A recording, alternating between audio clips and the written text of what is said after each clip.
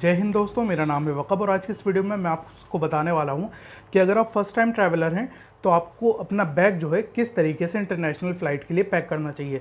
इसकी बहुत ही सिंपल सी एक वजह मैं बता देता हूं कि अगर आप अपने बैग को सही से पैक नहीं करते हैं तो वहां पर पॉसिबल ये है कि जो बैग आप एयरलाइन क्रू को भेजेंगे, यानी कि जो चेक इन बैग होगा, वो हो सकता है कि एयरपोर्ट पर रोक लिया जाए या फिर वो खो भी सकता है। उसके अलावा जो बैग आप अपने साथ फ्लाइट के अंदर लेकर जाएंगे, जिसे आप केबिन बैग कह सकते हैं या फिर हैंड बैग कह सकते हैं, हो सकता है उसके अंदर कोई चीज़ ऐसी पैक कर लें आप जो वहाँ पर जो सिक्योरिटी चेक है, उस सिक्योरिटी चेक के दौरान वहाँ से वो सामान जो है आपके बैग से निकाल के सिक्योरिटी ऑफिसर उसे ज़ब्त कर लें। तो ये सारी परेशानी से बचने के लिए मैं आपको प्रॉपर बताने वाला हूँ कि किस तरीके से आपको अपना बैग पैक करना चाहिए और क्या डायमेंशन होना चाहिए। दोस्तों यहाँ ध्यान रखिएगा कि बैग का जो है डायमेंशन भी होता है। तो यहाँ पर मैंने 3 तरीके के बैग रखे हुए हैं, आप जैसे कि देख सकते हैं। ये एक नॉर्मल सा शोल्डर बैग है, उसके अलावा ये स्मॉल साइज़ का बैग है, फिर ये है मीडियम साइज़ का बैग और इसके अलावा एक और होता है लार्ज साइज़ का बैग। अब यहाँ पे मैं बता दूँ कि यहाँ पर जो बैग अलाउ होते हैं उनके डायमेंशंस क्या हैं। तो जो बैग आप अपने हैंड में यानी कि केबिन में लेकर जाएंगे, फ़्लाइट के अंदर लेकर जाएंगे, उसका डायमेंशन, उसकी जो हाइट है वो 55 सेंटीमीटर होनी चाहिए। लेंथ और ब्रेथ उसकी 35 सेंटीमीटर होनी चाहिए। यानी कि लेंथ ब्रेथ हाइट को जब आप ऐड करेंगे, ऐड करने के बाद 130 सेंटीमीटर के अंदर रहना चाहिए, तभी वो बैग आपका फ़्लाइट के अंदर अलाउ होता है। तो यहाँ पर ये जो बैग है ये 130 सेंटीमीटर के अंदर आता है और जो डायमेंशन मैंने आपको बताए वो इस वाले बैग के बताए हैं। तो ये जो डायमेंशन मैंने बताया ये मैक्सिमम डायमेंशन है और इस डायमेंशन के नीचे जितना आप छोटा चाहें उतना छोटा बैग ले जा सकते हैं, बट मैक्सिमम जो डायमेंशन मैंने आपको बताया है फ़्लाइट के अंदर ले जाने के लिए वो ये डायमेंशन है। अब इसके अलावा जो आपका चेक इन बैगेज रहेगा, यानी कि जो आप फ्लाइट क्रू को देंगे फ़्लाइट के अंदर पहुंचाने के लिए, तो उस बैग का डायमेंशन क्या होना चाहिए ये मैं आपको बता दूं। उसका डायमेंशन 75 सेंटीमीटर हाइट होनी चाहिए, 30 सेंटीमीटर और 51 सेंटीमीटर ब्रेथ और लेंथ होनी चाहिए, यानी कि टोटल मिला के 158 सेंटीमीटर के अंदर होना चाहिए। ये जो मीडियम साइज़ वाला बैग है ये 158 सेंटीमीटर के अंदर है, बल्कि बहुत ही ज़्यादा अंदर है। बल्कि मैं आपको बताऊं तो ये स्मॉल है, ये मीडियम है और ये जो लार्ज वाला, मतलब जो मैंने शो नहीं करा है, लार्ज बैग जो है, लार्ज बैग के तीनों डायमेंशन आप मिला देंगे तो वो 158 सेंटीमीटर के अंदर तक आ जाते हैं। यानी कि आप मीडियम साइज वाले से भी बड़ा बैग जो है चेक इन में भेज सकते हैं। अब यहाँ पर ये चीज़ समझ लीजिए कि चेक इन बैगेज और केबिन बैगेज क्या है। तो चेक इन बैगेज वो है जब आप बोर्डिंग पास लेने के लिए अंदर जाएंगे एयरपोर्ट में, तो वहाँ पे जो एयर स्टाफ होगा वो आपसे आपका बैगेज वेट कराने को कहेगा और वेट कराने के बाद वो उनमें से आप जो भी अंदर बैग भेजना चाहते हैं, जो भी क्रू को बैग देना चाहते हैं, वो क्रू बैग ले लेगा। लेने के बाद वो आपका अंदर फ्लाइट के अंदर पहुंच जाएगा। इसके अलावा जो दूसरा बैग होता है केबिन बैगेज आप खुद से फ्लाइट के अंदर लेकर जाएंगे। केबिन बैगेज हर वक्त आपके साथ रहेगा। अब दोस्तों मैं यहाँ पे अलाउंस बता देता हूँ कि कौन से बैग में कितना वेट अलाउ है। तो जो आपका केबिन बैगेज होता है, यहाँ पे ये मैंने स्मॉल बैग रखा हुआ है, बट मैं इसे केबिन में ये नहीं लेकर जाता, बल्कि मैं ये वाला बैग लेकर जाता हूँ, शोल्डर बैग। अब जो अलाउड होता है वो हर फ्लाइट में, ज़्यादातर फ्लाइट में जो होता है केबिन बैग हमेशा अलाउ होता है और 7 किलो उसका वेट होता है। अब जो इकोनॉमी क्लास होती है उसके लिए 7 किलो होता है, प्रीमियम इकोनॉमी के लिए 10 किलो हो जाता है और बिजनेस क्लास के लिए 12 किलो तक जाता है।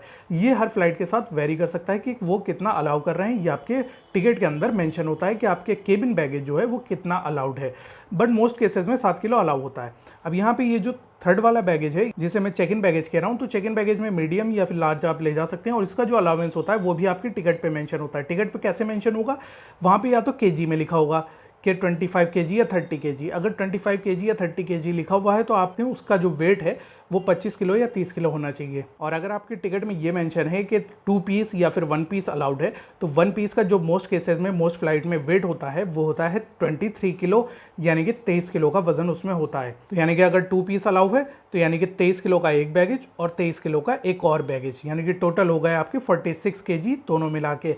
बट ऐसा नहीं है कि आपको 2 पीस अलाउ है 23 प्लस 23 केजी के, तो वहाँ पे आप एक में 25 केजी कर दें और एक में आप 21 केजी कर दें, ऐसा नहीं चलेगा। आपको मैक्सिमम 23 केजी करना है, क्योंकि 1 पीस की कंडीशन जो है यही है। अब यहाँ पर बात हो गई बैगेज अलाउंस की।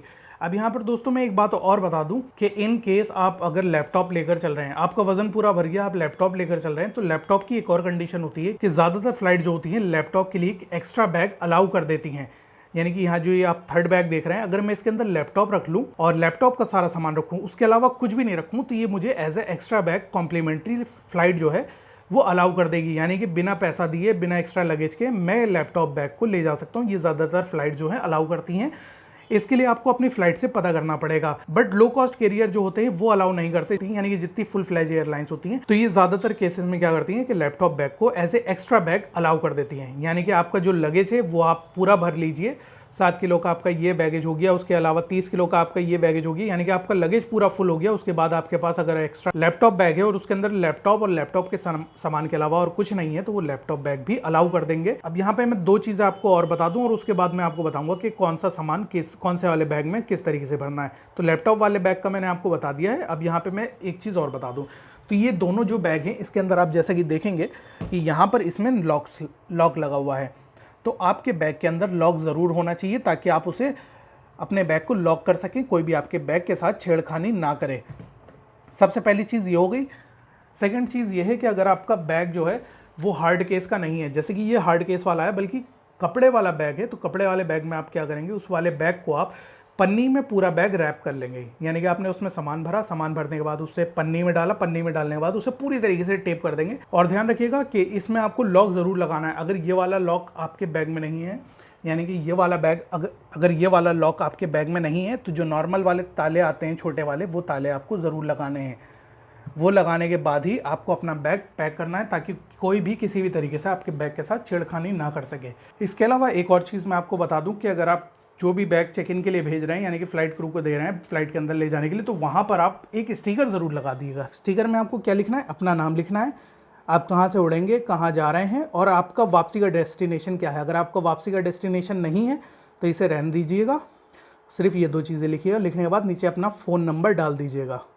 फ़ोन नंबर आपको कंट्री कोड के साथ डालना है, पूरा फ़ोन नंबर आपका होना चाहिए। ये 3 डिटेल्स लिखने से आपको बेनिफिट ये होगा, इन केस आपका बैगेज कहीं खो जाता है या फिर कोई दूसरा बंदा आपके बैगेज को ले जाता है, तो वो जब आपके बैग को देखेगा तो वहाँ पे उसे ये स्टिकर दिखेगा और उसे पता लग जाएगा कि ये बैग उसका नहीं है बल्कि ये बैग इन साहब का है और इनकी फ़्लाइट जो है कुछ इस तरीके से है और इनका नंबर ये है।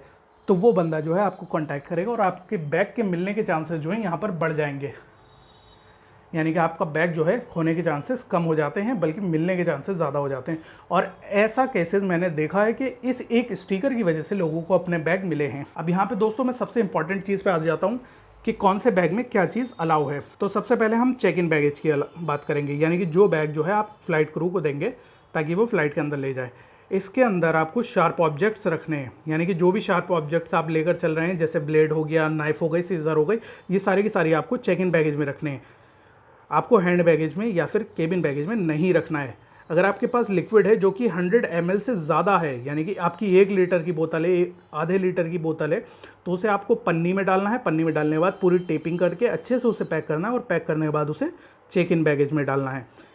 फिर उसके अलावा तीसरी चीज़ है टूल्स, यानी कि आपके जितने हथौड़े, प्लास, पेचकस, जितनी भी चीज़ें हैं ये सारी आपको चेक इन बैगेज में डालना है। हैंड बैगेज में ये चीज़ नहीं डालना है, तो चेक इन बैगेज में ही आपको टूल्स भी डालने हैं। और वो सारे खिलौने, बच्चों के जो खिलौने होते हैं, अगर वो बंदूक की तरीके लग रहे हैं या फिर टूल्स की तरीके लग रहे हैं या फिर मतलब इसी तरीके से लग रहे हैं, हथियारों के तरीके लग रहे हैं, तो वो सारे टूल्स भी आपको चेक इन बैगेज के अंदर ही डालने हैं। किसी भी तरीके का खुला हुआ फूड आइटम हैंडबैग में पैक ना करें, वो हैंडबैग में अलाउ नहीं होता है, इसलिए उसे चेक इन बैगेज में पैक करें। अब दोस्तों यहाँ पर ध्यान रखिएगा कि यहाँ पर कुछ चीज़ें बिल्कुल ही अलाउ नहीं है। वो कौन सी चीज़ें हैं वो मैं आगे बताऊँगा।